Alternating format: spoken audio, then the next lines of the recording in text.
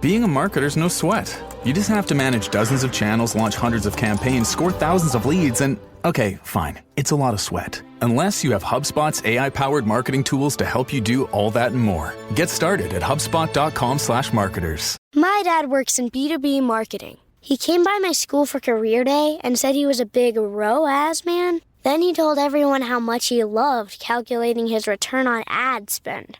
My friends still laugh at me to this day. Not everyone gets B2B, but with LinkedIn, you'll be able to reach people who do. Get a $100 credit on your next ad campaign. Go to linkedin.com/campaign to claim your credit. That's linkedin.com/campaign. Terms and conditions apply. LinkedIn, the place to be, to be. This scenario is precisely why the IMF exists. The IMF is Halloween, Alan. A bunch of grown men in rubber masks playing trick-or-treat. And if he had held on to the plutonium in Berlin, we wouldn't be having this conversation. And his team would be dead. Yes, they would. That's the job.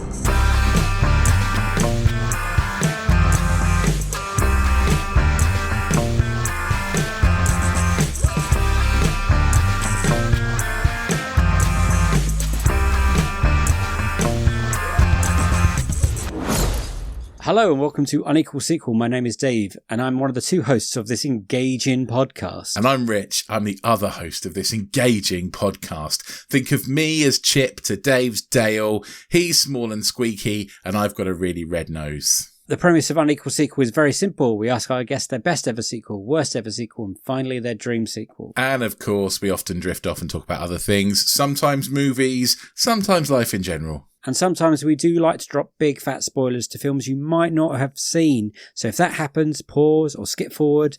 Go change your email password. It's about time. Password 1234 is not a very good one, to be honest, guys. Because on today's episode, we are joined by Tom Salinsky. Tom is a brilliant writer and podcaster. He has recently written a brilliant Red Dwarf book called Red Dwarf Discovering the TV Series Volume 1. There's going to be more volumes, which I am very desperate to read. It's going on my Christmas list.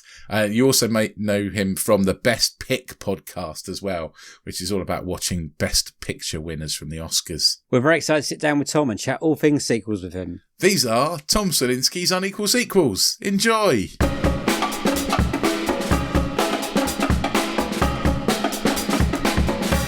So we got a nice simple question to get the brain ticking over, which is what was the first sequel you remember seeing and getting excited about? So this is a slightly weird one because it's probably the first sequel I can remember seeing, and yet I wasn't all that excited about it, but other people I knew super well. Perfect. So this would be, and there's a clue in the year, I think this would have been 1983. Right. So that was Return of the Jedi. You weren't excited about Return of the Jedi? I was not. We'd been shown Star Wars a couple of times at school, at the end of the school year, and they wheel in. Yeah. I think I might be a bit older than you guys, but you might still know what I'm talking about. Absolutely. They wheel in a big telly on a stand and stick a VHS in, and they show us like the last hour of Star Wars because they had an hour to fill, and it's all just sort of space mayhem as far as I could tell. And so I wasn't super invested in it. I certainly hadn't seen The Empire Strikes Back, but then my friends who were super into it, it was somebody's birthday, and he was like, my parents are going to take us all to the cinema, we're going to see Return of the Jedi on its like opening week, and people going nuts for it. And I didn't really, I wasn't invested in it. I don't really even remember watching it that clearly. I just remember everyone else it was super excited about it. And it was like a year later, I started getting super into science fiction myself. Brilliant. You're like, do you remember that thing that you saw a while ago and you weren't very excited about? And then your brain clicks in like, oh no, this is brilliant. Yes, exactly. So, I've got so many questions. Because at school, we weren't shown many good films like that. I remember once we were shown, I think in an English lesson or something, someone showed the beginning of Save It Private Ryan for some reason. Oh, I've got a brilliant one. In secondary school, this was an English teacher wielding the television, and he was American. He was like, today we're going to watch Romeo and Juliet. You'll like this, boys. There's tits in it.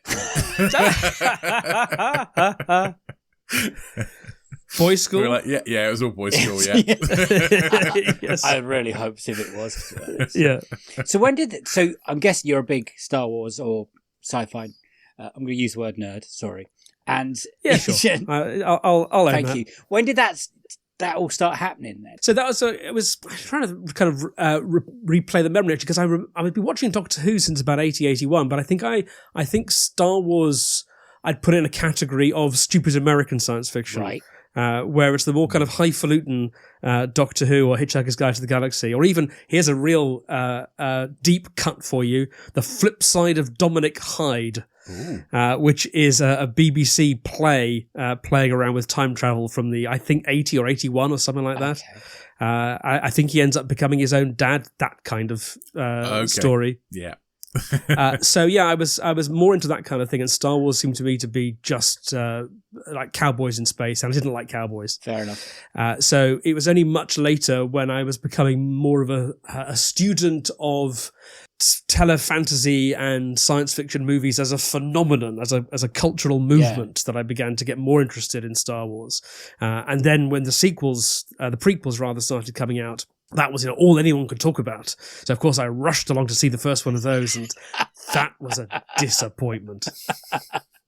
Yeah, I bet. Oh, you've got such like missing out on the hype of Return of the Jedi, but being there, which is amazing. It's annoying, isn't it? Yeah.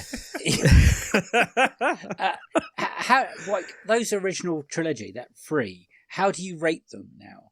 So, because I don't have the sort of nostalgia wrapped up with them, I sort of admire them. Okay. Like I will definitely watch all 3 of them for sheer entertainment value. I think they're terrifically well done. And I think the sheer achievement of getting that first Star Wars film made, and for everything to come together as well as it did, I mean, that is one of those just once in a lifetime situations, as future films produced and directed by George Lucas have gone on grindingly to prove. But I think the ending of Return of the Jedi is kind of remarkable. And the redemption of Vader is an extraordinary twist in the tale. And as a trilogy, it all just kind of works in a really phenomenal way. And of course, it's become so influential. But now everyone wants to try and keep mining the seam. And some people find strike rich oil, and other people just keep bringing up gravel. Yeah.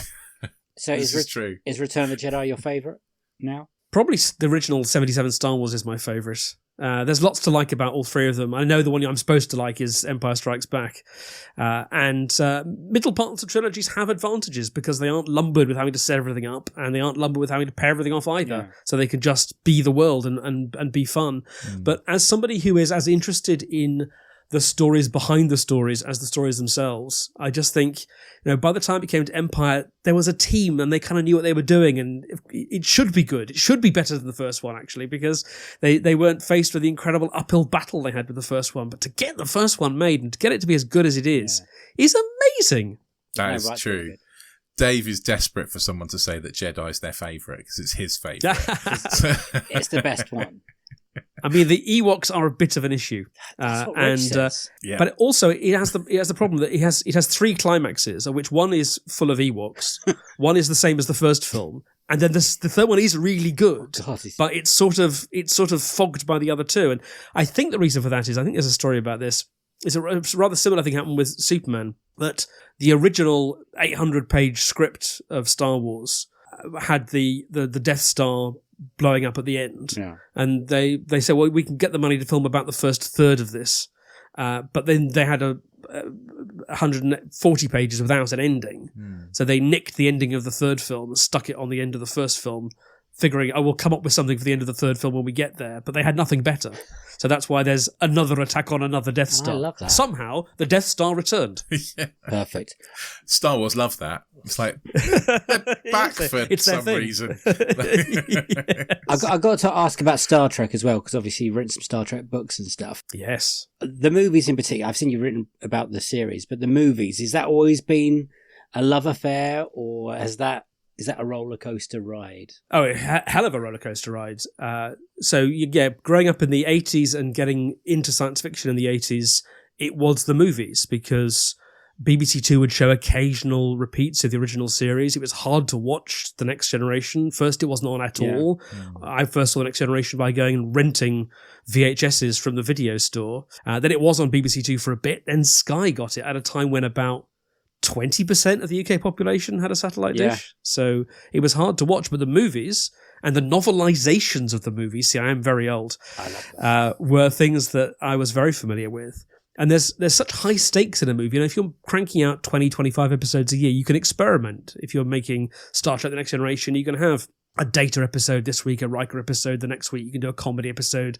You can do a fantasy episode. You can really play around. But with a movie, someone's going to give you, would have been in those days about $10 million. And you've got 2 years to pick one story and one chance to get it right. The stakes are so much higher. And how many times do you think they got it right? 2, 3, and 4, I think, are all solid. I think 3 is the least interesting. 2 is remarkably good, especially given how misbegotten much of the first one is. And 6 isn't bad, but it feels a bit like they're kind of going through the motions at this point. 2 is far and away the best, because 2 is not only a really good adventure with really good character beats for at least some of the regulars, it's about something. Yeah. Which is a really rare thing in these sort of, these can easily be just dumb adventure films. It's that case where they sort of went, we're just going to ignore the first one and we're going to make 2 a sequel to an episode, because that's better. They just pretended the motion picture had never happened. It's an extraordinary bit of sequel making that happens very rarely. Do you think the motion picture now is getting a second viewing? Because recently they've released the 4K edition of it, and it's kind of, people saying it's a gorgeous looking film, but do you think it's appreciated enough, that first one? Or the fundamental problem with the motion picture is that what made the original television series such a success was how much everybody fell in love with the characters, particularly Kirk, Spock, and McCoy.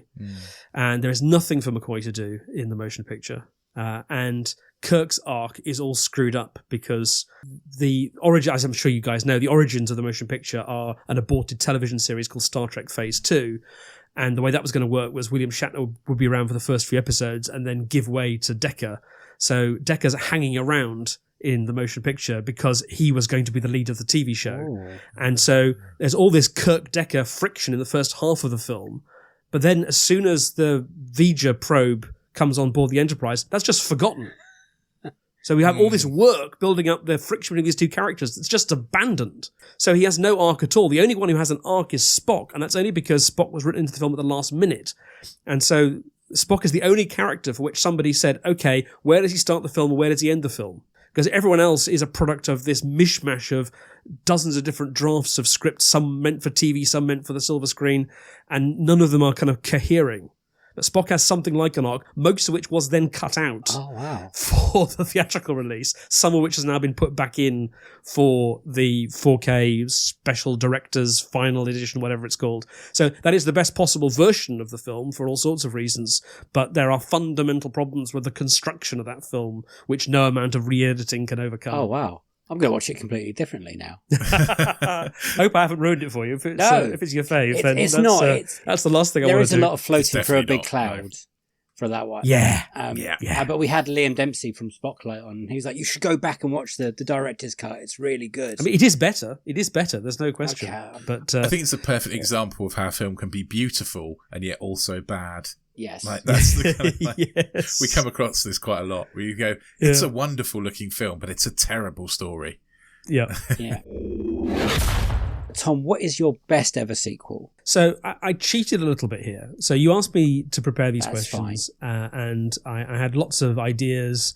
And the problem is a lot of the same films are going to come up again and again and again. So you're going to get people citing The Godfather Part 2, which is a remarkable sequel. I mean, who thought that a sequel to The Godfather was possible or desirable? And yet in some ways, not in every way, but in some ways it's better than the original, which is incredible. And at this point in 6 series, Godfather Part 2 has come up once.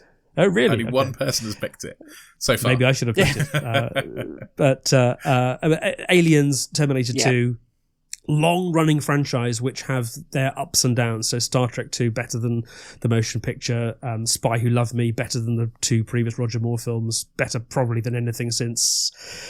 Depends what you think of You Only Live Twice, I suppose, but certainly a high point. And then Casino Royale, fantastic. Yeah. So I was just sort of scrolling through your very convenient list of what films have been chosen before, just thinking, can I come up with a film that meets that criterion, which no one's done before, so we can talk about something new. Thank you. And what I settled on was Mission Impossible Fallout. It's a very good choice. It's a great pick, Tom. So I've tried also, over the course of these 3 picks, cast the net fairly wide. I haven't gone quite into complete art house black and white obscurity, but I tried to pick a variety of tones and genres. So this is my big blockbuster pick for you guys. And you can't get much bigger than Mission Impossible Fallout. Yeah. Have you got a history with the franchise? Are you a fan of all of them until that point? Yeah, not a detailed one. I think I saw all of them at the cinema because they were all like really big, hyped adventures. I had only vague memories of seeing Mission Impossible on the TV. Funny enough, I actually went back and started watching some of the first season because there was a good deal to get them on Apple TV. Oh, wow. And I wish actually I'd bought more because I think the deal's ended now. But I got the whole first season for something like £10. And it's just a really clever setup. A really smart way of designing a spy series, and those early episodes are really good. They're really good fun. It's a great cast, quite a flexible cast, which again is something which the movie series borrows. And so it was a smart idea for Tom Cruise and Paula Wagner and various other people involved, Brian De Palma obviously, to try and resurrect it. And then maybe an even smarter idea to try and pick a different director to really put their stamp on it with each subsequent one. So the first 3 are all really different in tone. So the first one is this sort of De Palma-ish, noirish thriller where no one is what he or she seems to be. Then John Woo comes in and everything is slow motion and doves for some reason. Yep. And then J.J. Abrams brings a much more kind of television Alias style feel to it and starts digging into what it means to be part of this team a little bit more and what you have to give up in order to be part of this team. And that's the one that sets the template really for the rest. Yeah. So having decided there wasn't going to be a template, after I think 2 probably made a lot of money, but I don't think it was terribly well reviewed. No. And so there was a big gap between 2 and 3 where I sort of figured out how to do this. But then 3 became the template and 4 even more. 4, I was one of the best times I had at the cinema. Yeah. When I saw it. That stuff on the Burj Khalifa is astonishing. And if the final climactic battle inside that absurd sort of card jukebox machine thing can't quite live up to the highs earlier in the film, by that time you've had such a good time. I mean, really, who's complaining? Yeah. And that's also, I think, the first one with Chris McQuarrie's involvement. I think he did some uncredited rewrite jobs. I think you're right, 4. yeah. And then he comes in to take full control of 5. 5, I think, is a little bit of a step back. There are some good new characters added to the ensemble, which is good. And McQuarrie kind of makes a lot of hay in interviews of no one would have expected us to do such a low-key ending as that. But it is a bit of a low-key ending. Yeah. And so, there's lots to enjoy in 5, but I felt it was a little bit of a step back. Nothing in 5, I think, quite hits as hard as the best stuff in 4. As the infiltration of the Kremlin, or as I said, the Burj Khalifa. Yeah. So I went along to see 6. Funny, I was going to the Edinburgh Fringe, and I don't know if you guys have any experience of this, but I was directing a play that I'd co-written, and so we'd all flogged up there, and we'd had our tech rehearsal, and then we had a day off before our first preview. So you never quite know what's going to happen. Ticket sales were healthy, but we still didn't know whether we were going to be in sellout territory or lose a bunch of money territory. Oh, okay. We didn't know whether the reviews were going to be positive or negative or a bit of a mix, as they inevitably always are. But we had this day off, and I said, let's go to the movies. And so me and Tim Bentinck and Mike McShane went to see Mission Impossible Fallout in a cinema, like a multiplex, somewhere on the outskirts of Edinburgh. Yeah. And we all just came out going, well, that was fucking fantastic. It was so unexpected, was it? It's not that it was unexpected. It's like, by that stage, it had kind of become a machine. It wasn't going to be like, I didn't think, Star Trek, where there's a real attempt to reinvent it and try to do something new, and sometimes it's going to work and sometimes it isn't. So you get a film as bad as Star Trek 5 sitting in between Star Trek's 4s and 6. 3 films which are actually really very different in their tone, approach, thesis about what a Star Trek film should be and everything. But we kind of knew this was going to be the same team coming back again. It was going to be Tom Cruise and Ving Rhames and Simon Pegg and it was even going to be, I think we knew the same villain coming back from 5 and some of the other regular cast coming back. So we sort of knew this is probably going to be pretty good. But it's just pretty much a perfect action film. And just nothing goes wrong at any stage. And given how complicated some of the plotting is, it's actually really just easy to follow. It doesn't make any undue demands, and it's tons and tons and tons of fun. Yeah. It's just like big set piece after big set piece kind of thing. Yeah. And it kind of shows how good a good action movie can be. And I think it's the most peak Tom Cruise has ever been. Yes. Like with the running and the jumping and the stunts. It's all out mayhem. Yeah, I went to a press screening of this. I had to do a review for someone, and I was just like, this film is nuts. Like watching it back the other day, I watched the first half an hour today, and it's quite slow at the beginning compared to some of the other, especially Rogue Nation, which starts with the plane bit, which is unbelievable. But that sort of thing, that James Bond film, that James Bond thing of let's sort of see him at the end of the previous mission before we kick off this one. And this one starts not quite like that, but it slowly builds, but it introduces the characters quite nice. And like you said, the storyline, I think probably maybe we could talk about the next one in a minute. What did you like about it so much? It's just everything I want in a Mission Impossible film done to the highest possible quality.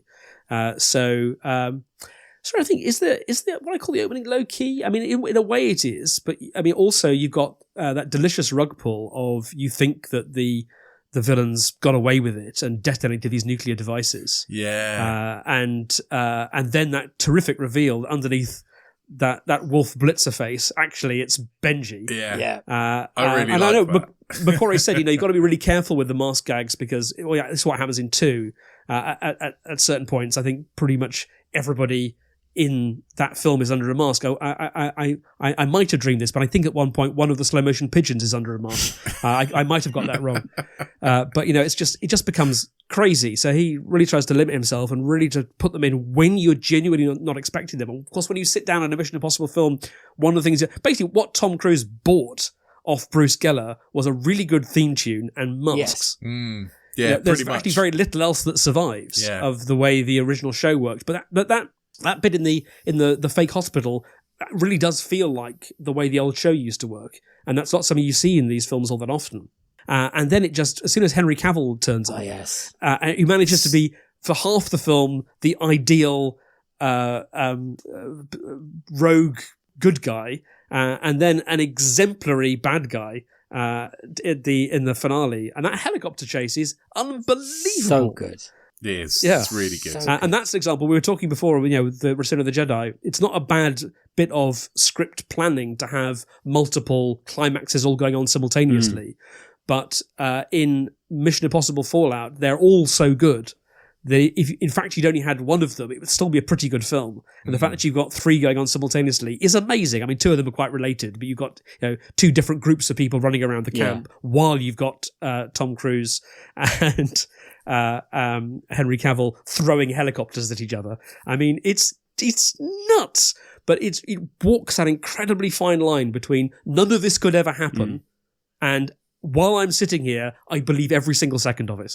Yeah, and you're just smiling, aren't you? I think my overriding feeling of watching certainly the last few Mission Impossible movies is, I'd be dead. Oh yeah, I'd be dead. Yes. Yeah. Oh no, I'd still be dead. And let's not forget, on which one was it? It was 4, I think. Which was the one where he broke his ankle? No, it was this one, wasn't it? It's this one, yes, Fallout. You say you'd be dead. Tom Cruise managed to, with all the resources of modern movie making at his disposal, managed to bust his ankle doing a jump from one rooftop to another, during which time McQuarrie went away and rewrote the end of the film. It's mad, isn't it? It's absolutely mad. Were you expecting it to be the way it was before going in? I mean, yeah, basically, it's the film I thought I'd paid my money for. That's good. It's just it's a much better version than it could have been. Because imagine the bad version of this film, which is again it's probably like Octopussy, which is a perfectly fine film in many ways, but it's incredibly uneven and has some very good bits mixed up with some very bad bits. And then the fact that it doesn't really make any sense starts to become an issue. And I think with films you like, you're going to give them much more slack than films you don't like. So, like, a friend of mine went to see Skyfall and started saying to me afterwards, yeah, but how would Silver have known exactly where he was in order to get that train to come through the river? And I thought, shut up. Yes. The bad guy has just tried to kill James Bond by throwing a tube train at him. Don't spoil my fun. Yeah, 100%. But if I'm not having a good time, I'm the first person to start pointing out all of those inconsistencies and problems because they bug me. But it's the job of a good screenwriter to make sure that you're either not noticing those things or you're having too good a time. And that's something that Fallout does in spades. Do you think Fallout shot itself in its own foot about where this franchise can go afterwards, or expectations of what Dead Reckoning was? You've got to just make the best film you can. You can't be worrying about the film that's going to come next. You've got to you paint yourself into a corner. Why not? I suppose that's a good do thing, something which will isn't it? never be topped. Yeah. There's I was much happier giving this example before we found out who he was. So if you want, I can tell you the story and not name the comedian. But there's a comedian who was very successful for a while, and now we don't see quite so much of him, which I know doesn't narrow the field enormously, but you might be able to guess who I'm talking about. But his MO for writing a new special every year is he'd start workshopping material and start doing shows. And when he had about an hour of material, he'd think, right, what's the strongest bit I've got here? Right. And then he'd move that to the beginning of the show. All right. So now everything else in the show had to come up to that level. That's a good idea. Okay. Rather than thinking, I'll leave that at the end, because then I know even if some of the stuff early on is a bit half-hearted or I'm feeling my way a bit, I know I've got that banker. He wouldn't give himself that luxury. He puts his best stuff at the beginning in order to force the rest of it to come up to a higher quality. And I think that's a really good way of working, hard way of working, but a good way of working. Yeah, absolutely. And I think if you're thinking, let's not go too for broke here, because that won't leave us anything for film number 7. That's a very limiting way of working. It is, because you never know you're going to get a number 7, right? You never know you're going to get the next one, really. I mean, look at Fast and Furious. Are we ever going to get that final movie? Who knows? Who knows? Yes. But it does feel like they've left a lot there. They've done exactly exactly opposite of what you just said. They've left a lot for that last movie, and we might never get it. It might never happen. Or if we do, Vin Diesel might be 90. Yes.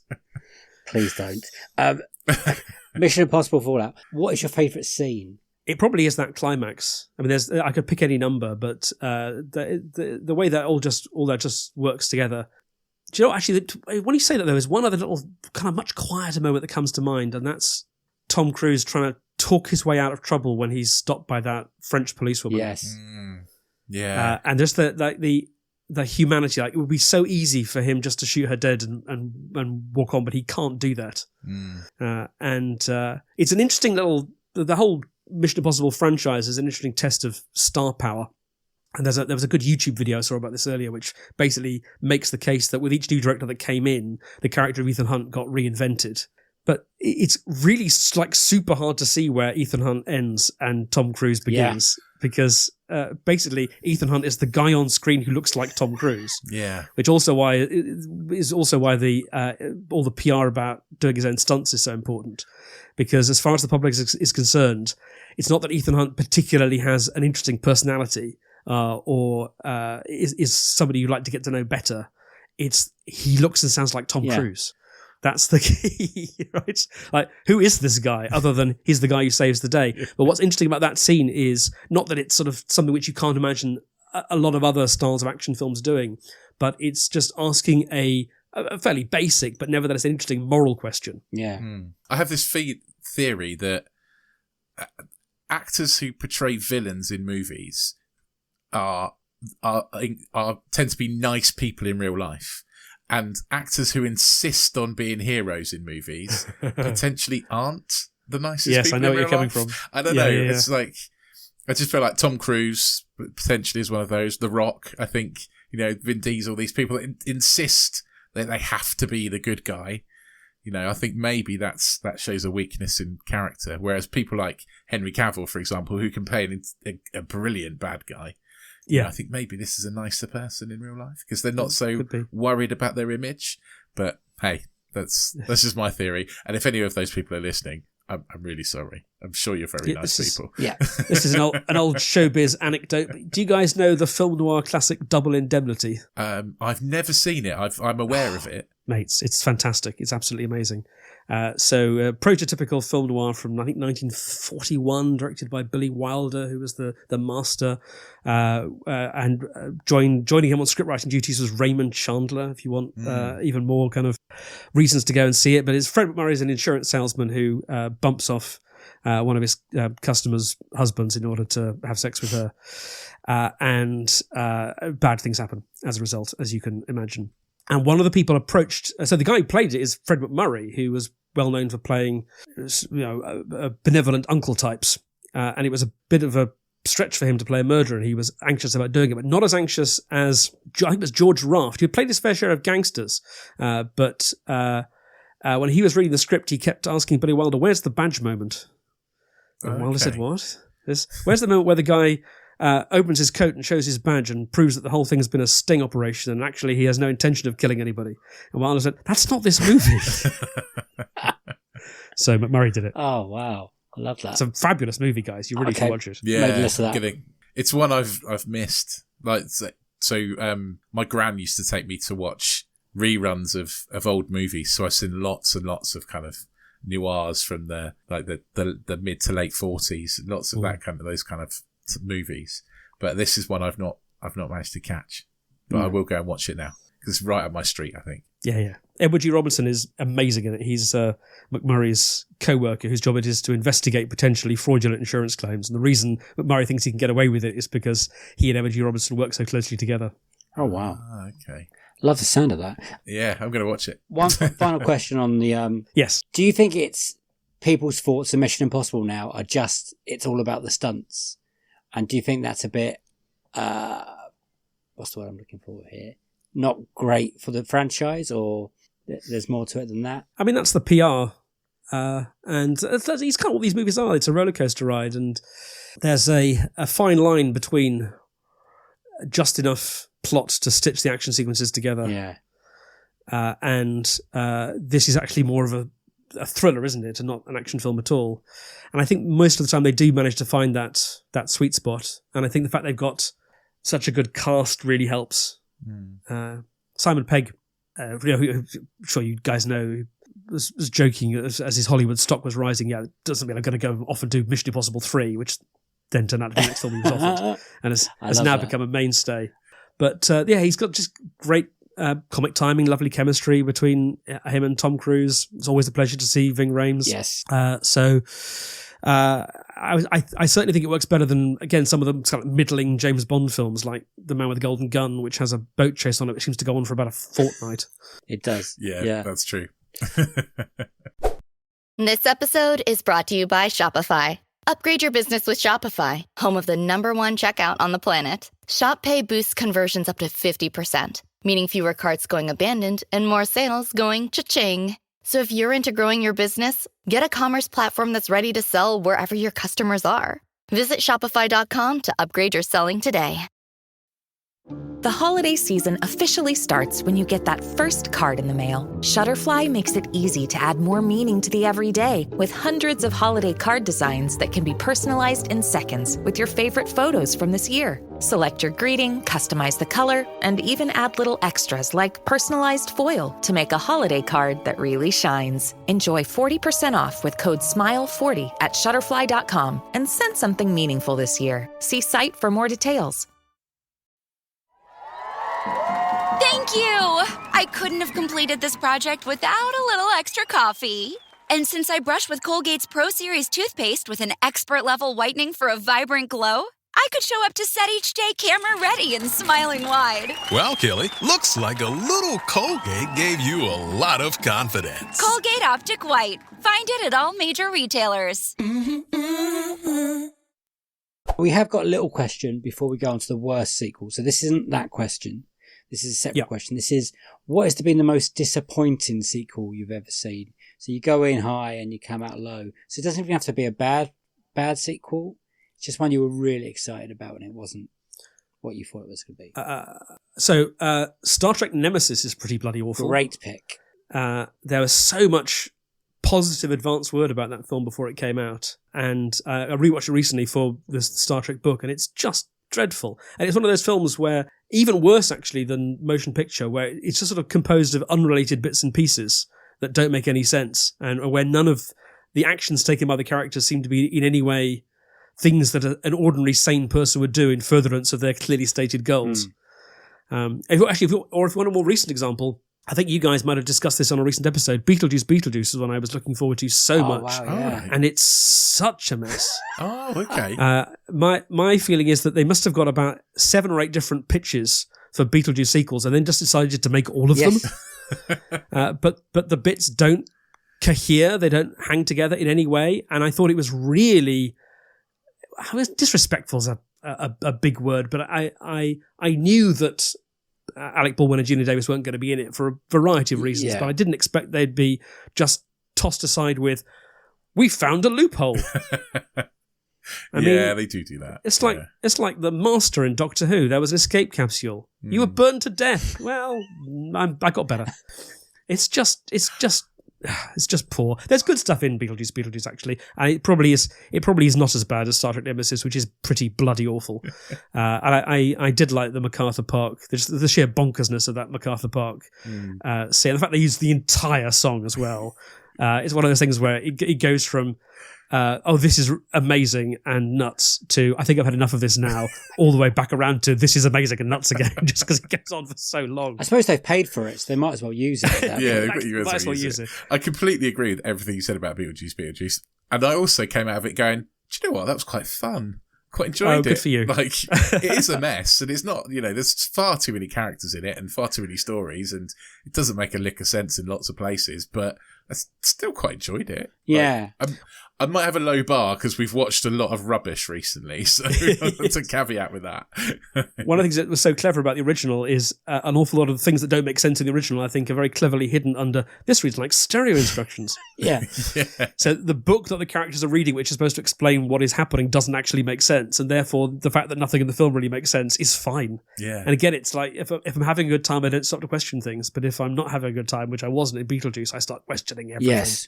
Yeah, I feel there's a certain charm about the original Beetlejuice, and I think that's kind of missing. I don't think it's an awful film. Like Rich said, we've watched a lot of rubbish recently. Even at the cinema, we've watched a lot of rubbish recently. We really have, yeah.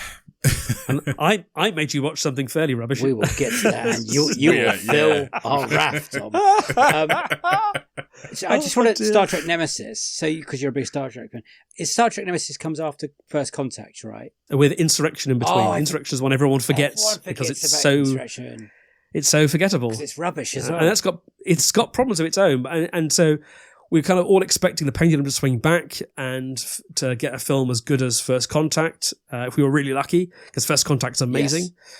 But it's by far the worst of the Next Generation films, even worse again than the Generations is another one of those films where the bits don't slot together properly. But Generations feels like Star Trek.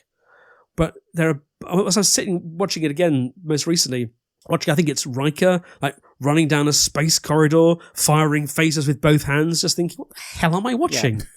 This has nothing to do with Star Trek in any way, shape or form. No. And I think I'm right in saying that Stuart Baird, who directed it, has not directed a film since. Oh, wow. Oh, okay. Do you go into every Star Trek film like Tomorrow's Christmas kind of thing? Of course. It's going to be, I'm going to ignore everything that's written or said about this film and my own opinion. And you know what? Didn't much like Star Trek. Thought it was okay. The J.J. Abrams. Hated Star Trek Into Darkness. Yes. But I found the enthusiasm for Star Trek Beyond, which isn't a good film, but it's a hell of a lot better than the first Beyond's two. fun. Yeah. It's got some weird moments. Yeah, it's really fun. Yeah. Compared to Into Darkness, it's an absolute masterpiece. Yeah. Yes. I never get over Beyond how they chose to use that same song in the trailer than to ruin it in the movie when they play that was disappointing. Sabotage. I know, again, we've got Simon Pegg, even him afterwards, like, that was mad by the marketing to ruin that surprise of that. And I love that bit. Macquarie's talked about the fact that when he's working on these big Mission Impossible films, one of the first things he does is sits down with the marketing team and talks to them about, what do you need from me? What can I protect that I'm not going to give you? And has that conversation right at the very beginning really in order clever. that things like that don't happen. It's so clever. He's such a smart guy. I think all films should do that, shouldn't they? Really? Oh, it's certainly big franchise blockbusters. It should be the standard way of doing business. But I've never heard any other writer or director talk about doing that except Macquarie. And it may be just that he's working with Tom Cruise on a thing like Mission Impossible just gives him so much power. Yeah. That he's able to just call meetings whenever he wants. I feel like someone should have had that conversation. This is very recent. About the Joker, Folie à Deux, if you have. I haven't seen this. I feel like that conversation should have happened before that film. Would have helped it massively. Tom, what is your worst sequel ever? So again, this is quite a heavily contested prize, but there's one film I keep coming back to, and I was thinking about this today. Really bad films don't get made as often as they used to. In the 80s, I'll take that. Just like really bad films got made all the time. Films where clearly there isn't enough money, clearly it's been cut to pieces. So you have films coming out, like even big franchise films like Superman 4 is genuinely awful. Yes. I mean, it doesn't work on any level, and it's not just I don't like it. It's that like pretty much everybody involved in it has disowned it. Yeah, it's vastly under budgeted. It was cut to pieces in the editing room. I was trying to think about filmed this in Milton recently. Keynes. There was a film called The Snowman, which was out a few years ago, where basically the director said, we'd shot about 85% of it and then had to edit together what we had. That's why it doesn't make sense. Sorry. Oh. But that kind of thing doesn't really happen anymore. But it used to. And one of the people who do that a lot is Blake Edwards. So did you guys watch this? Yes, we did. Curse of the Pink Panther. So what's your history with the Pink Panther? Because I've got a little TED talk about the Pink Panther films, which I'll do for you unless you stop me. But tell me what's your guys' history with the franchise? Go first. I'll say not only did we watch it, but we had to pay to watch it. No. I could have let you a DVD, mate. I'm so sorry. Thinking of asking for a refund. You should only have asked. So my history is probably watched all of them as a kid. Like my dad liked them. Don't remember very much other than Kato. I think that's the main thing that sticks out. And constantly being disappointed that they weren't a cartoon. Yes. I think that's my major thing. I remember quite liking A Shot in the Dark, I think. Like, you know, that's the connoisseur's choice. It was the second one. Yeah, the second one. And it's the one without the name Pink Panther in the title. It was based on a play, and I think you can sort of see that. But it's the first one with Herbert Lom as Dreyfus, which adds a lot. And it's the one where they're making an Inspector Clouseau film. Yes. Yeah. For the first time, which they weren't with the Pink Panther, as you probably know. No, it was David Niven film, wasn't it, really? Yeah. And I kind of hate that kind of comedy. That's the problem. I really hate this when someone's... I just want them to do something that isn't stupid. Like, I just want to shake Clouseau and be like, stop being an idiot. Yeah. I find it with like Mr. One Bean of the weird and all things those about kind of things. The Naked Gun films, which are very funny. But if you compare The Naked Gun to Police Squad, one of the big differences is that in Police Squad, Frank Drebin isn't an idiot. No. He's simply a vehicle to deliver jokes and has to do what Leslie Nielsen was so good at in Airplane, which is deliver them straight. Whereas in the Naked Gun, they sort of decide, well, he's got to be more like Clouseau. He's got to be bumbling, which he never was in Police Squad. And I think it's just a less interesting take on the character, because I think the idea of him playing it absolutely straight while all this bonker stuff happens around him is a richer joke. But him being bumbling is something we've seen before. But we've only seen it before because Sellers did it so extraordinarily. And whether you like it or not, it's simply a matter of taste. But I think it is interesting that, I think it's Edward says this about him, that like Peter Sellers was not Charlie Chaplin. Charlie Chaplin was a physical genius. And so if his character needed to be clumsy or to get something wrong or to fall on his own feet or whatever, then Chaplin could do that because he had precise control over the position in space of every atom of his body. But Sellers was genuinely clumsy. And so that made him acting clumsy in many ways more appealing. Because it looks like what it would actually look like if you tripped over your own feet and fell over, whereas nobody in the world trips over their own feet and falls over like Charlie Chaplin does. Yeah. That's true. It's true. I've got a very history like Rich. My dad he loves, I would say, the early films, and he bought the box set when they came out on DVD. And I used to, I think, come down quite a lot in the house or come in on a Friday night and he's watching them. And he does say they get worse. And like Rich, I've probably watched a lot of them, but I can't tell you what happens in what order. But famously, this is a bad one because this is a very bad one. This is where, there's no Peter Sellers. And I do have questions. There are 11 Pink Panther films. 11? How many do you think have Peter Sellers in them? 4. 5. Oh, that's close. Yeah. So, actually, in them is... let me rephrase that. 5 have required Peter Sellers' active involvement. Oh, okay. So, we begin in 1963. The Pink Panther is really just another in a series of glossy Blake Edwards caper films with an ensemble cast including David Niven, who's basically the star, Robert Wagner, a few other people. And Peter Ustinov has been cast in the supporting role of Inspector Clouseau, and at the last minute decides not to do it. So obscure British radio star Peter Sellers is dragged in to take his place, having, I think, recently worked... I can't quite remember which order this goes in now, but I think he'd just done Lolita for Stanley Kubrick, or maybe that was just after this. But Sellers steals the film, and everyone comes away talking about Sellers, who'd improvised a lot of material.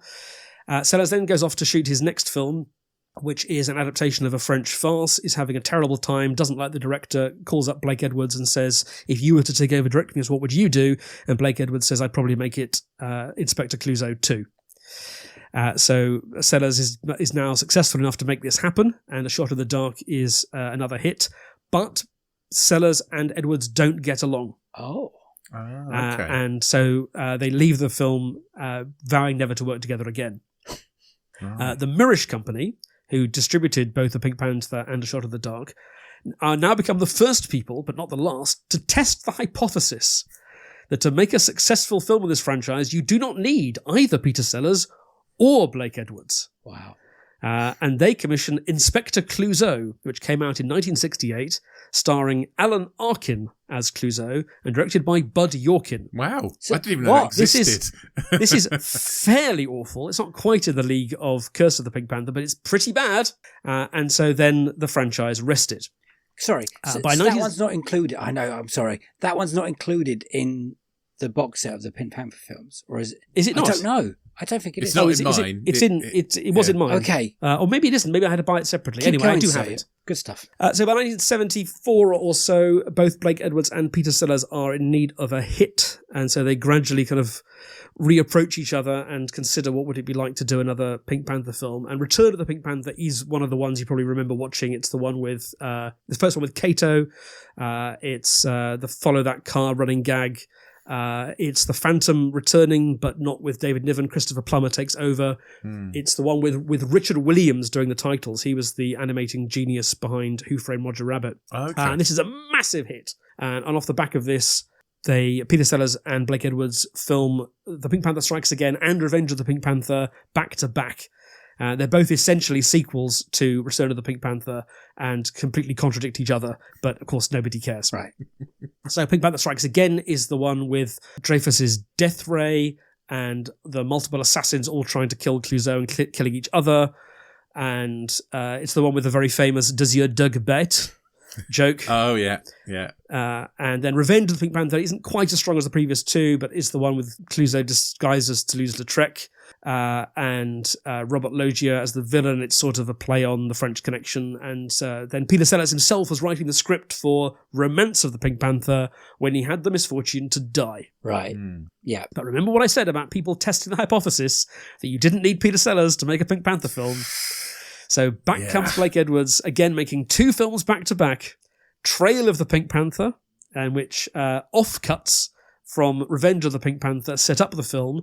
And then Joanna Lumley plays a journalist who goes on a tour of previous Pink Panther guest stars, asking them for stories about Clouseau, and that means they can cut in bits of even earlier films. Again, some off-takes, some stuff we'd seen before. Okay. And then introducing Ted Wass as Clifton Slay.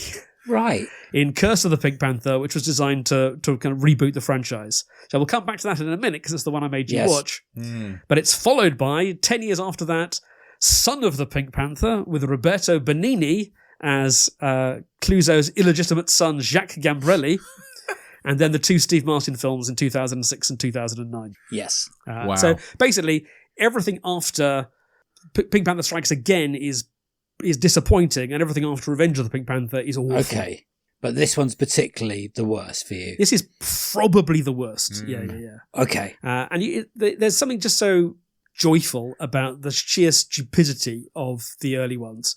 It's just like, it has got that kind of airplane feeling of like anything for a laugh. If it's funny, it goes in, and the cast are having a wonderful time, and Herbert Lom is looking around for the top, but he's gone so far over it that it's completely receded from view by this point.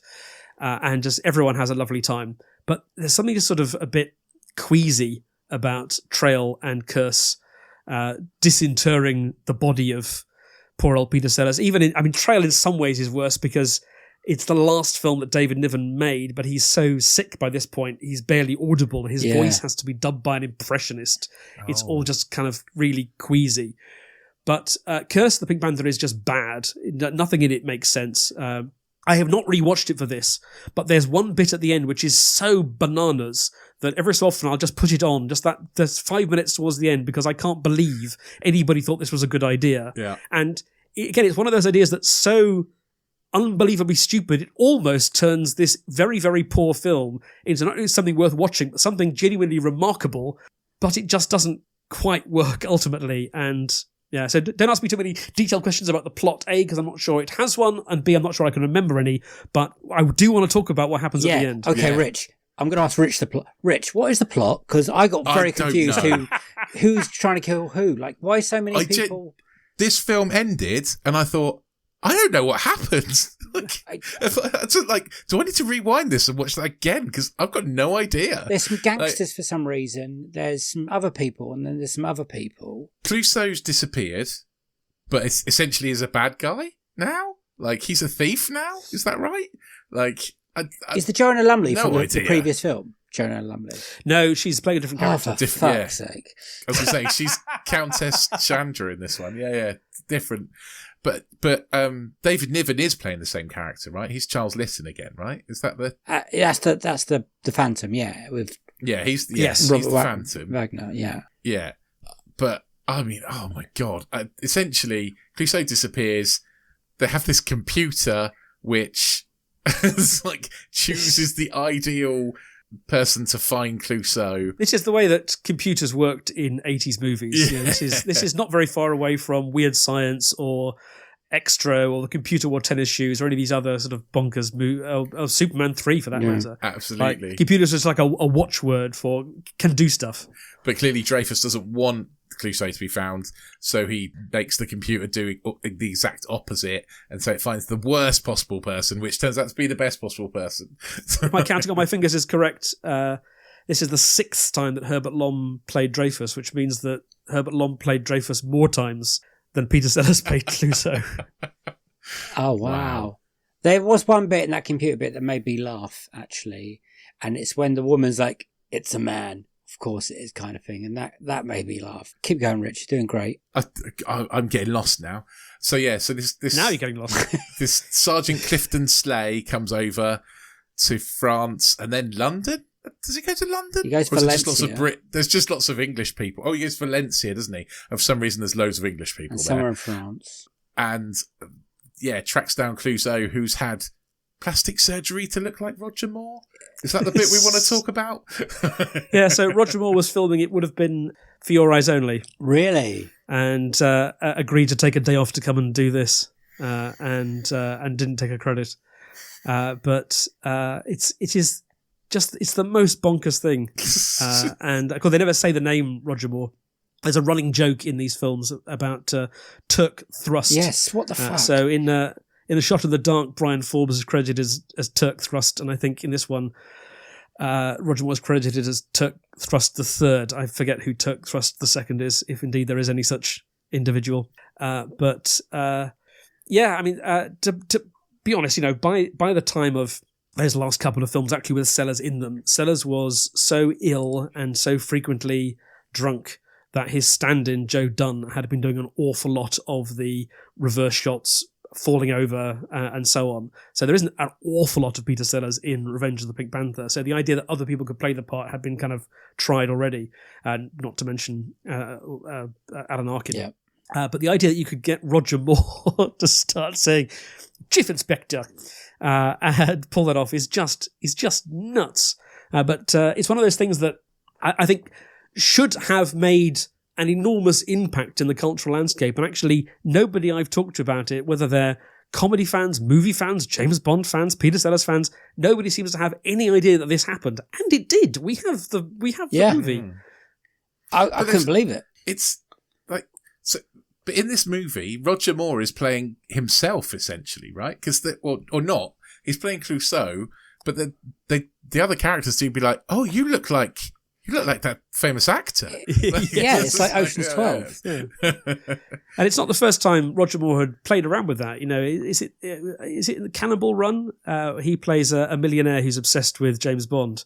But at the last minute, Cubby Broccoli swooped in and wouldn't allow them to use the name James Bond. So then he had to be a millionaire obsessed with being Roger Moore. Oh, okay. Okay. Oh, wow.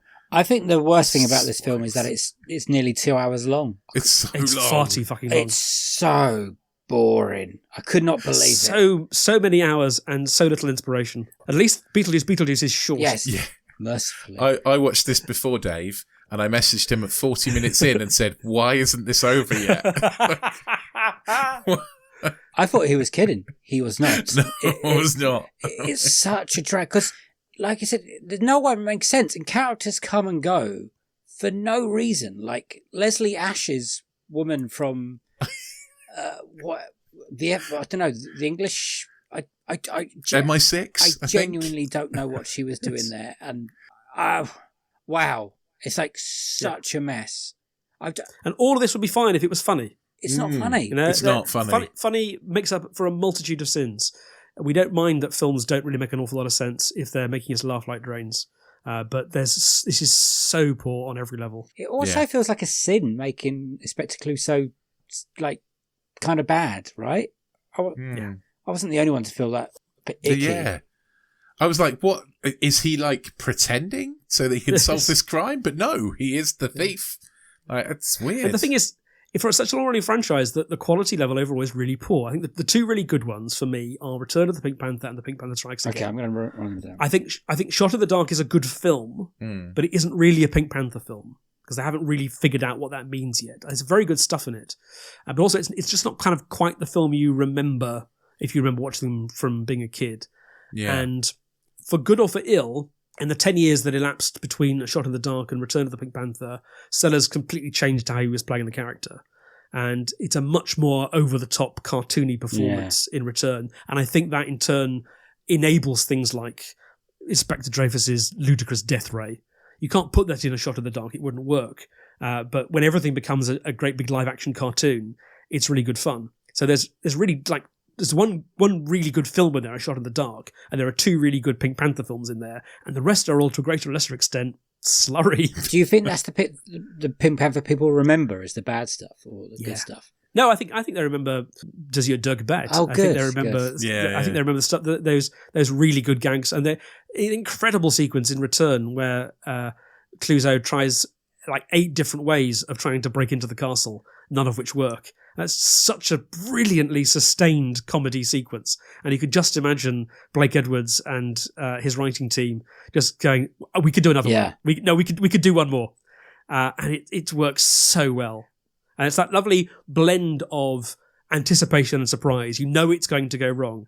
You just don't know how it's going to go wrong. I have to ask, first time you saw it, were you cinema, VHS? What was... Probably on TV. Yeah. It's probably like, there's a Pink Panther film on. And so, it's Bank Holiday Weekend on BBC Two. And Curse of the Pink Panther. I haven't seen this one. And I like the Pink Panther. Yeah. I'm guessing you didn't watch them in order maybe then either. No. That must have been very confusing. I got the box set and watched them all in order because that's the kind of thing I do probably about 7 or 8 years ago. And kind of read up on all of this. And then I even watched the 2 Steve Martin ones, which I'd avoided up till now, which are actually, see, the 2 Steve Martin films are the kind of bad films that get made today. Yeah, they're a bit uninspired. There's kind of no real reason to make them, and some talented people have put a lot of hard work into not much outcome, but they have plots that make sense. They have setups that are paid off. It all looks fine. It doesn't look like the money ran out three-quarters of the way through and they had to scramble to put it together. They're just a bit dull, which is, this is hard. It's, you try writing an Oscar-winning screenplay. It's a hard thing to do. And the Steve Martin films, the worst thing they're doing is just borrowing someone else's IP instead of trying something new. But everyone's doing that, and sometimes it comes up gangbusters like Mission Impossible Fallout. So that's the kind of bad film that gets made today. But in the 80s, the kind of bad film that got made was Curse of the Pink Panther. It's a bad film. I think those films might get made today. They just don't get released. Well, that's the other thing. Yeah, studios now have this. Yes, have just kill films. I mean, who knows how bad Batgirl actually was? But we'll never know now. Yeah, it can't be something as bad as we watched the other day. Listen, mate, this is your format. Oh no! We don't. There wasn't even a guest pick. We watched the Hellboy, the Crooked Man. That was bad. And yeah, I think when it ended, all I said was, "Well, we've done a thing." As you guys probably know, my entry to film podcasting was my series Best Pick, where we watched every film that won Best Picture at the Academy Awards. Most of those films are very good. Yeah. A few of them did not sit well with me, and I think I was about an hour and a half into Braveheart when I turned to my co-host and said, "Who do I have to fuck to get off this podcast?"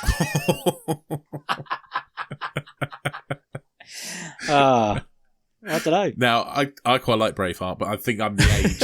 I think I'm the age to like Braveheart. That I saw it when I was young enough to ignore the bad bits. But again, Braveheart is not a film I like, but it's not a bad film the way that Curse of the Pink Panther is. Yes, you're right. You're absolutely right. This episode is brought to you by Amazon. The holidays are here, and you know what that means. It's time to get your friends and family the gifts they deserve. Take the stress out of shopping with Amazon's great deals and low prices on a huge range of items from toys to tech and much more. Whoever you're gifting for, Amazon has great prices on everything you need this holiday season. Shop Black Friday week starting November 21st.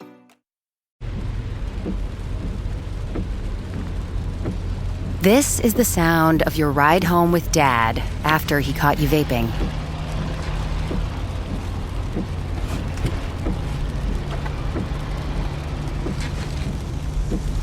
Awkward, isn't it? Most vapes contain seriously addictive levels of nicotine and disappointment. Know the real cost of vapes. Brought to you by the FDA. Blinds.com is kicking off the savings early with Black Friday mega deals all month long.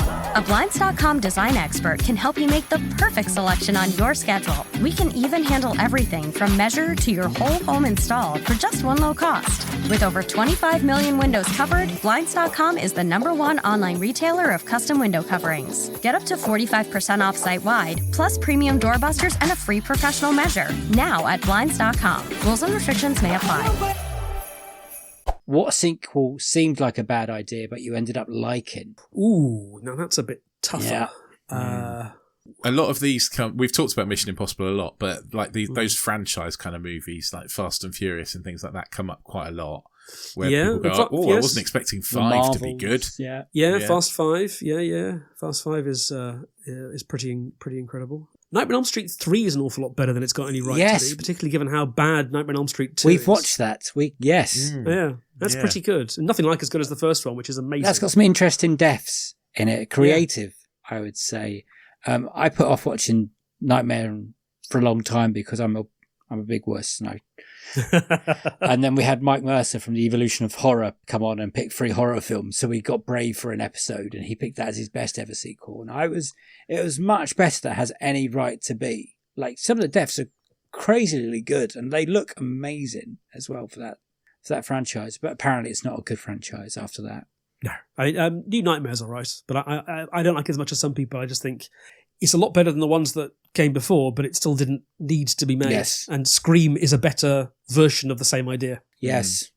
Any of those Scream films got better, or the Saws, or... I haven't watched any of the Saws. Don't blame you. Scream, I've watched 1, 2 and 3, and I thought they were not plummeting vertiginously off a quality cliff, but getting kind of slowly worse each time.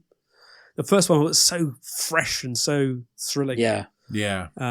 And nothing could quite recapture that. That's part of the problem, that when a film hits, often it hits because it's doing something brand new, and then you come along and say, well, let's do that again. And so it's the sequels like Terminator 2 or Aliens, or to come back to where we started this conversation, Godfather Part 2, that really surprised. Maybe Godfather Part 2 is the really good example of that, because Godfather was such a risk. Coppola fighting the studio every inch of the way. Lot of money spent, long film. Definitely a long film. A beloved novel that had been top of the bestseller lists, and they'd only shot about half of it. Oh, wow. For the screenplay. But that's what gave them the in for Godfather Part 2. So Godfather Part 2 is 50% discarded pages from the original Mario Puzo novel, right? Okay. And 50% brand new material that Coppola and Puzo came up with together. So all the kind of present day into the 70s stuff is from the original Godfather novel, and the young Vito stuff is new. But then that's what gives it its freshness, that it's telling the story back into the past as well as into the future, and allowing those two strands to bump into each other. And there was a version, I think the editor talks about, Walter Murch, I think, edited it, and he talks about the fact that there was a version where they intercut between the two strands about a dozen times, and they realised that was becoming confusing. And actually, I think they in the final cut, they intertwine only like 6 or 7 times. You spend a long time in each part of the story. But I think the reason I very marginally prefer Godfather is because every single scene in that film is so iconic, and the arc of the storytelling is so extraordinary. And there's nothing in 2 that quite rises to the level of some of those amazing scenes in the first one. But 2 is, because it has that back and forth past and future structure, in some ways it's a richer story. Yeah. Because it's the immigrant story as well as the gangster story. Yeah. So that was a sequel nobody wanted. Well, I mean, the accountants wanted, and probably the audience did too, but nobody thought they were going to get anything like that quality. And you can see with Godfather Part 3 what happens when you just make a film because you need the paycheck, regardless of whether you can get the right actors to come back, or whether there's a story there that needs to be told or not. Because again, Godfather Part 3 is fine. It's fine, but it's not good, or even it's nothing close to being as good as 1 and 2. I think 3 has this weird texture about it when I watch it. It almost looks like fake compared to the first 2. Like it's a Saturday Night Live sketch instead of the real thing. Yeah, it feels like it was like filmed in the 90s. It has that 90s look that the previous 2 don't. Like that second one looks like almost you could lick the screen kind of thing, especially in those, you can tell what is present and what is past, and it's so delightful, and the colours, how they separate it and stuff. And obviously you have Robert De Niro going gangbusters in it and delivering one of his best performances. But yeah, 2's got no right to be that as good as I think, because the first one is good. So you think the first one's better than the second one? Yeah, I think the second one's more ambitious, but that's a lovely word. Nothing is quite as iconic as the first one. Yeah, Rich, I agree. I think the first one's better than the second one, and I still haven't seen the third one, so I'm nodding along with you, but I don't really want to watch it. I think it's one of those sequels that we're waiting for someone to pick, and then he gets to watch it for an excuse. It's got to come up at some point. Someone will pick it for worst sequel, I should imagine. Someone might pick it for best. There's a re-edited version of that as well, which you can watch if you want, but it doesn't make a lot of difference. Yeah, I've seen that on Paramount Plus, the Coda something or other. Yeah. I haven't watched that yet. Just rearranges some stuff in the first half hour. I don't think it makes sense. Is it still got the icky cousin stuff? Yeah, of course. Don't worry. Weird. And one of the things that's cut from the book is an awful lot of stuff in the book about Sonny's prodigious member. Oh. Go on and on and on about it. Oh, didn't know that. Yeah. Great. Quite glad that's not in the film, to be honest. Best left out. What was your dream sequel? This is always tricky because when you pick a beloved film and wish there to be a sequel to it, sometimes that sequel is Aliens, and sometimes that sequel is what's the best example I can think of a film that really sort of, well, it's Beetlejuice.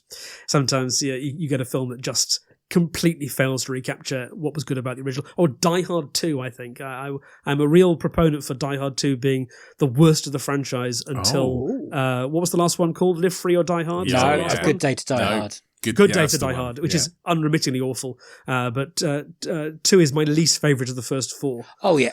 Yes. By some way. And it's like they went through a checklist of all the things that made the first one great and went, well, we'll not do that, and we'll not do that, and we'll not do that, and we'll not do that. Yeah. So it's risky because I might get my wish and then I might see a terrible version of a film I absolutely adore. But I'm trying to think of a film that might get a sequel today because that 90s nostalgia is so strong at the moment, where there arguably is some story to tell because it's a story not most but not least either about generations, about parents and children. Yes. And so it would be interesting to see how the hero of this story might raise children of her own. I'm talking about Heathers. It's a good choice. It's again, we were saying earlier, we've watched a lot of bad films recently. This is the best film I've watched in like 2 months. I love this film so much. And I was just the right age to see it when it came out. I would have been a teenager, like just a little bit younger than the people depicted. And it was so shocking and so exciting. And one of those things that, I didn't know you were allowed to do that. Like, for some reason, this really sticks in my mind, this incredible bit where after she realizes that she's been party to a murder after they've killed Kurt and Ram in the forest, just desperate to feel something, Winona Ryder takes the cigarette lighter.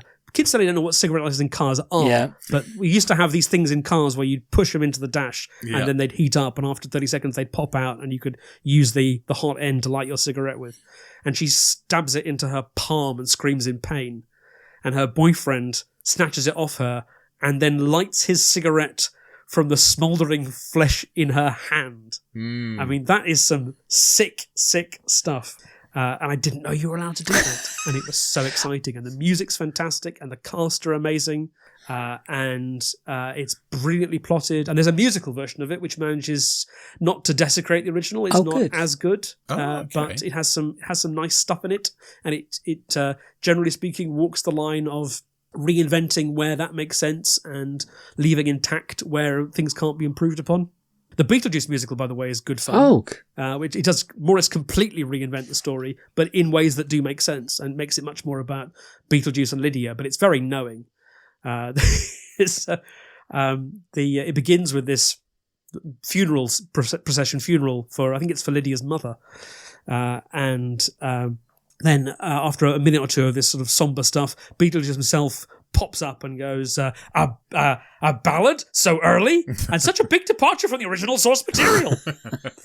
It's very funny. Is he in the musical more than he is in the movies? Yeah, he is. He's Lydia and Beetlejuice are the central characters of the musical. Cool.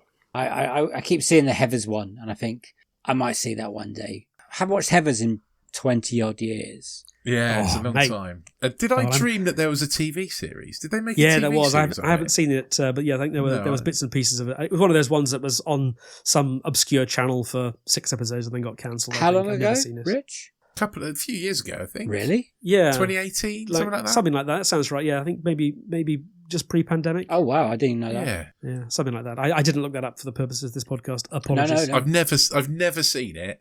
I don't know if it's any good or not. I just kind of have this vague memory of it happening and going, I might watch that, and never almost watching any successful film you can think of, especially from the 90s, someone's had a go at making a TV series of. Someone had a go at making two TV series of A League of Their Own. Yes. Someone had a go at making a TV series of LA Confidential. I mean, nothing is off limits for these people.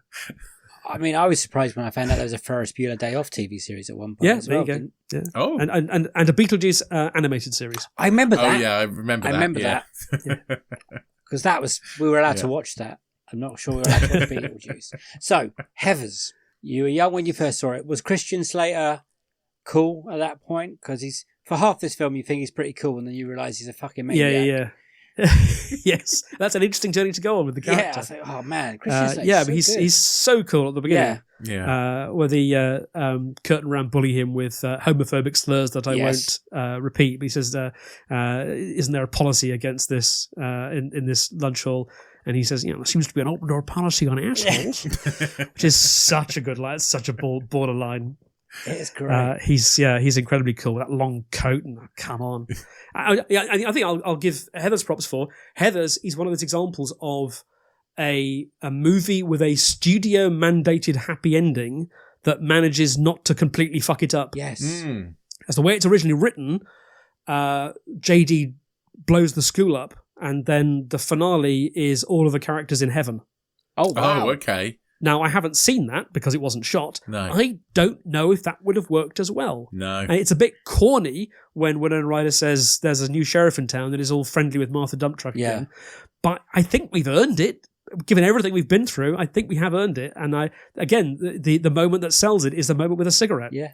Where she lights her cigarette off the blast of JD blowing himself to bits. Perfect.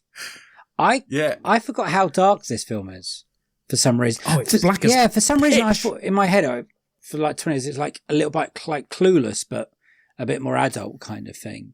And then I was like, Jesus, this is the film Mean Girls wishes it could be. Yeah. Yeah, yes, absolutely. It's such a big influence on me and Get Mean Girls, I think. It's incredible. What is your idea for the sequel then? Really, my idea was what would Winona Ryder's, but what would Veronica Sawyer's teenage kids be? So you should bring Winona Ryder back. Yeah, you have to bring Winona Ryder back. And we can't now, unfortunately, bring Shannon Doherty back, which is disappointing. But maybe you don't need any other Heathers, or maybe you have one Heather turn up at the end. I think you need another Heather as a kind of Heathers. As a little kind of fillip, a little kind of final flourish. Yeah. Maybe Veronica calls her daughter Heather. There you go. Maybe that's where your nice. Heather is. That's a good pitch, Rich. I like it. I smell money already. I think you'd miss. I would miss Christian Slater because I know he's so cool in it, and then he is so like psychopathic by the end, and you can also see exactly where it comes from because his dad is awful. So good, yeah. And that's the whole thing, isn't it? Is the parents make their children in these movies? In this movie, well, that's what I'm thinking. So yeah, what kind of child would Veronica Sawyer raise? What kind of values is she going to instill? Yeah, is she going to be the noble hero that we see at the end of the film, or will power corrupt as it so often does? She could be the noble hero just who occasionally kills people. Yes. I love the bit when they kill the two football guys and she doesn't realise what's going on, but she still carries on shooting him pretty much. Yeah. Yes. And how it keeps on happening. It's like, oh, it's so good and so funny. Have you loved it always then? Like the first time you saw it? Yeah. Yeah, I've probably seen it 10 times. I've seen it twice in the cinema. I've bought it on VHS, DVD, and Blu-ray. It's one of those. Do you make people watch it? Partners and stuff? Make is a hard word, but I think I have suggested it as a viewing experience on more than one occasion. I don't think I'd need two hands to count the number of times, but I say yes, it's come up. Do you think it's aged well? I think it's aged pretty well. It's one of those ones where, a bit like Jeeves and Wooster, it has a timeless quality because all of the slang was made up for the movie. Yeah. So P.G. Woodhouse made up a lot of the slang that Jeeves and Wooster use with each other, which is why he was able to write books from the early 20s into the 70s and still have them talking in the same way, because it was just Woodhouse speak. It wasn't actually period. And Daniel Waters did the same thing. He didn't really know what teenage girls sounded like, so he made it up. No one in the history of the world has ever said "how very" or "fuck me gently with a chainsaw," but they sound right coming out of the mouths of those characters. Greetings and salutations. Yes. He says to everyone. Yes.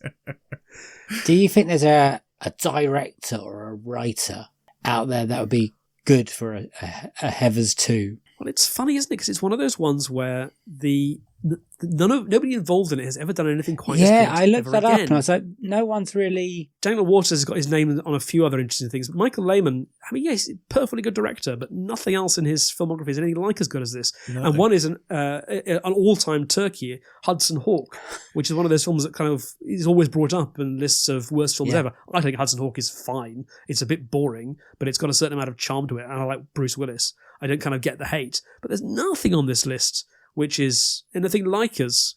It's all sort of TV, as strong isn't as it, Heather's. really? Yeah, lots of TV stuff. I think he's basically gone to TV now. Yeah. But I mean, I think my first thought would be, well, can we get... Is Daniel Waters still alive, or did he die? I think he might have died. No, he's still alive. He's still alive. Yeah, so given that Daniel Waters and Michael Lehmann are still alive, I think the first thing I do is go back to them and say, what ideas have you boys got? Yeah. Because whatever alchemy visited itself upon you when you made Heathers came from you. That doesn't necessarily mean you'll be able to repeat the trick, but it would be interesting to find out. I was just thinking, because they did the whole Mean Girls, then Mean Girls the musical, are we more likely to get the... Then Mean Girls the movie of the musical. Yes. Are we more likely to get a movie of the Heathers musical before we get a sequel to Heathers? I hope not. This is kind of a really... Yeah. I saw in the same week, I saw Mean Girls the musical, the movie, and The Colour Purple the musical, the movie. And they both just feel so redundant. Colour Purple the musical in particular, I haven't seen the stage musical, so I can't comment, but one of the really weird things about the way that movie is shot and structured is normally with a movie musical, there's some kind of bleed between the dialogue scenes and the songs, and often there'll be little bits of dialogue in the middle of the songs, even if the songs aren't particularly being used to push along the plot, which is sort of my preference for a musical. Yeah, it's not the only way of doing it. Sometimes it's fine if the song and dance number is good enough, you can have the plot stop dead. But if it's the old adage that when a character can't express their emotions sincerely enough in speech, they burst into song. When they can't express their emotions enough in song, they start dancing. So it's always nice when that happens. In Colour Purple, the musical, the movie, every single time the plot stops, the song starts, there is no more dialogue, the song ends, and we go back to dialogue again. Like you would literally go through that film and cut the songs out and you'd lose nothing. Oh, wow. You could do it absolutely cleanly. And you know you've done. I mean, people know you've done it because the movie would now be 45 minutes long. But there is nothing in the song and dance numbers that actually needs to be there, and there is no overlap between dialogue and songs at any point, which just feels weird. And I don't want to spoil it too much for you, but enjoy Joker Folie à Deux. Oh my gosh. Yeah. Probably will go and see that now. I hated Joker. I'm not a Joker fan at all. I if you liked it, fine, but I would say go and see King of Comedy and Taxi Driver. Yes. And then tell me what you think of Joker. 100%. And if you still like it, fine. We can still be friends. But if you haven't seen those films and you like Joker, you haven't seen Joker. Agreed. Oh, you're going to hate it. I've said exactly the same thing. Yeah, you are going to hate it. If there was a Heather sequel, do you think now is the right time, or do you think would have been a good time in the mid-2000s or the 90s? Like, would have been a good time before Shannon Doherty. Yes. That is a shame. But maybe that. Well, so hang on a minute. Maybe you do the Back to the Future Part 2 trick and use that as your premise. So maybe we start with Veronica and the surviving Heathers at Shannon Doherty's funeral. Yeah. And maybe that's what kicks the plot into motion. Okay, so hang on a minute. And each Heather has a daughter. Yes. Called Heather. And now those three daughters, or the two Heathers and Veronica, have a daughter. Yeah. Those daughters meet each other for the first time at the funeral. And then because they've all gone to wherever it is the funeral is taking place, then they have a weekend together. That's not a bad pitch. No, that's all right. It's happening. Brilliant. So can I just check? Just need the funding. So legally, if I come on your podcast and pitch something, so where does ownership of that idea actually lie? I'm not getting paid for this. We can draw up some joint IP. Yeah. I'm gonna have my legal team reach out to yours. We don't have a legal team, so we'll see where we land. I mean, nor do I, but I could get one if I thought I needed one. Rich is my legal team. Yeah. Then I feel much happier about the whole thing. He's much smarter than me. I would sign anything. Yeah, you have rights. Okay, good. Nice to know that.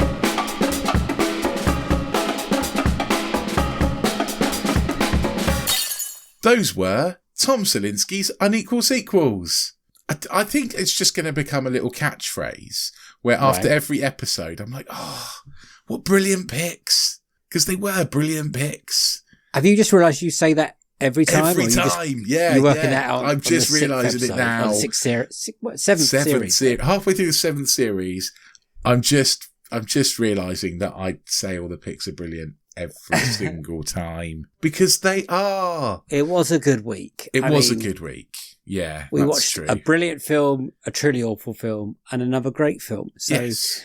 We were two happy boys on this one. Yeah, thank you, Tom, for your brilliant picks.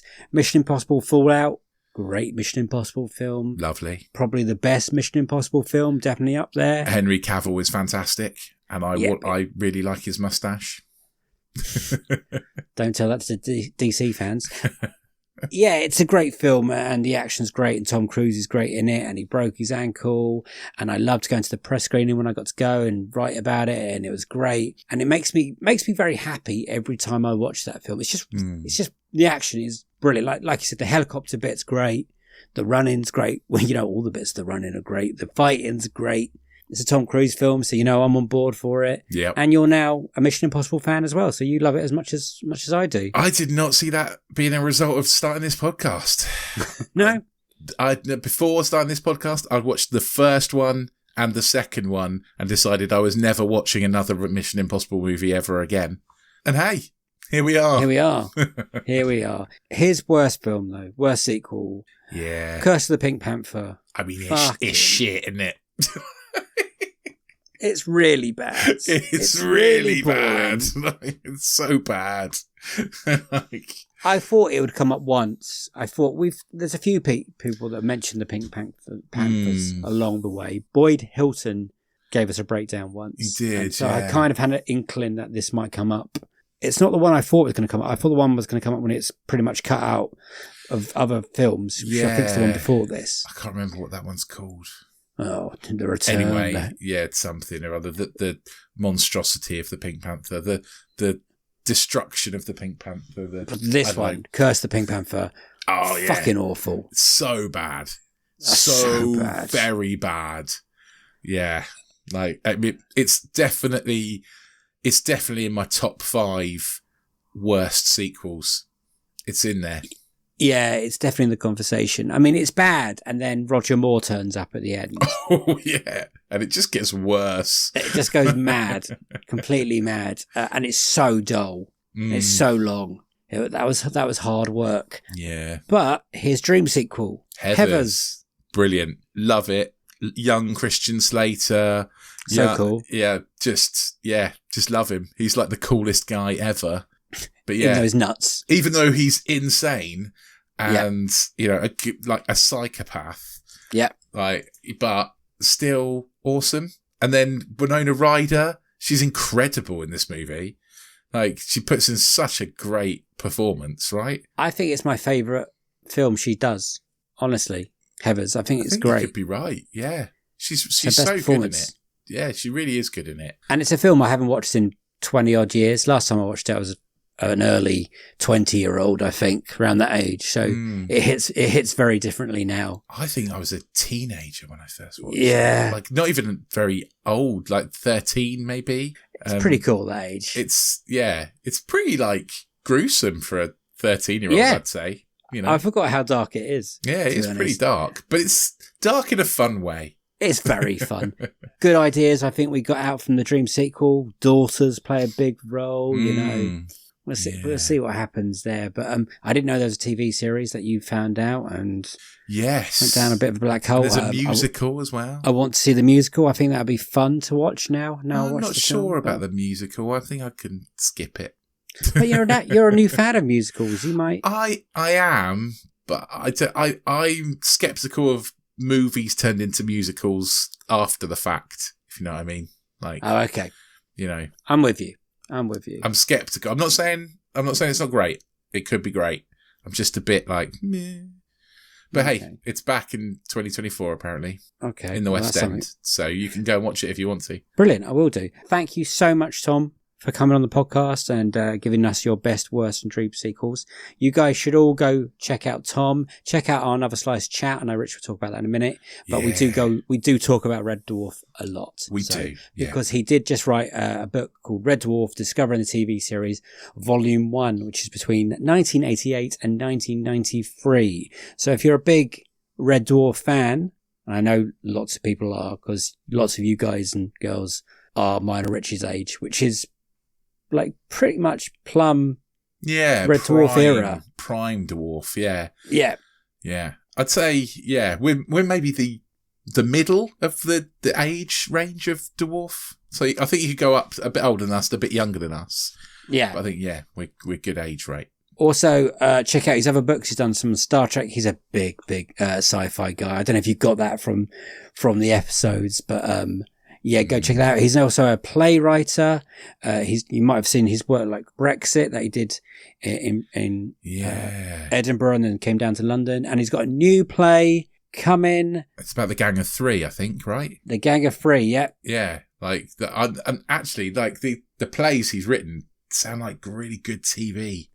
Like, you know, if there's any TV producers out there, get onto Tom Salinsky's like plays and turn them into TV. He's a knowledgeable guy. He was a lovely guy to chat to. So thank you very much, Tom. You're brilliant. Hope you guys enjoyed that. Rich, what else can you tell people? Well, like you've mentioned, if you want to hear a bit more of Tom and us geek out talking about Red Dwarf and lots of other things, he's incredible to listen to. He's got so much knowledge and had such great experiences. He's brilliant to listen to. So you do want to get over to anotherslice.com/unequal sequel. Pay the $2.99 a month because it's generally worth it just for the extra bit of this episode. Like you pay $2.99 just to listen to Tom talk a bit more, but also you get all the other episodes. You get extra bits for sequel sessions for. But you also get Disenfranchised, which is a podcast where we talk about movies that should have had franchises but didn't. And you get Box Set Mentality, where we talk about a box set. We pick a box set and we watch all the movies in it and we talk about it. It's great. You know, it's a simple little podcast that we love to do. So yeah, get yourself over there, anotherslice.com/unequal sequel. If you've not got $2.99 this month, that's cool. We don't worry about that. You don't have to pay to listen to this podcast. You could help us out though, because it will cost you absolutely nothing to get yourself onto Apple Podcasts, hit us 5-star and type us out a little review, because the more reviews we get on there, the more 5-star reviews we get, the closer we get to becoming Rotten Tomatoes certified critics, which is it would be really funny. Come on. Can you imagine me and Dave as actual proper critics? I'll put it in my CV. I mean, me too. It'd be straight on there at the top. So yeah, do that. Go on your social medias, tell your friends, tag us in at Unequal Sequel and all the things. But also send us some messages. Let us know what you thought about Tom's picks. We'll read out your thoughts in the end of month roundup. You can, if you don't do social media, get on the emails, unequalsequel@hotmail.com, and send us a message. Tell us what you thought about Tom's picks. If there's any movies you love or hate in there, tell us how bad The Curse of Pink Panther is, or how much you love Heathers. I'm down with that. All gravy. Is that a word the kids say now? I don't think it's what the kids say, but it's what old men like us say. Brilliant. That is sick. That is lit, guys. That's me. I've got Riz.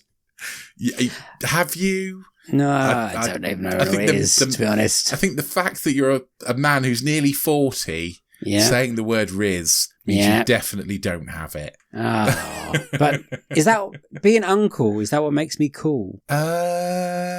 Sometimes. I think in this case, no. No. Okay, good. Just checking. Thank you, everybody, for listening to this episode. Next week is Season 7, Episode 7. We've crossed the halfway point. We are onward the downward spiral to the end now. So it's another good one. So get ready for that. Thanks for listening to this one. We will be back for next week. I've got nothing else to say, I don't think. No. So it's a bye-bye from me, bye-bye, and a bye-bye from him. Bye! See you on the next one. 6 this one. Have a great week. Bye-bye. Do you know what Riz actually means? Charisma. Well, yeah, sexual attraction. It means you're sexually attractive to people.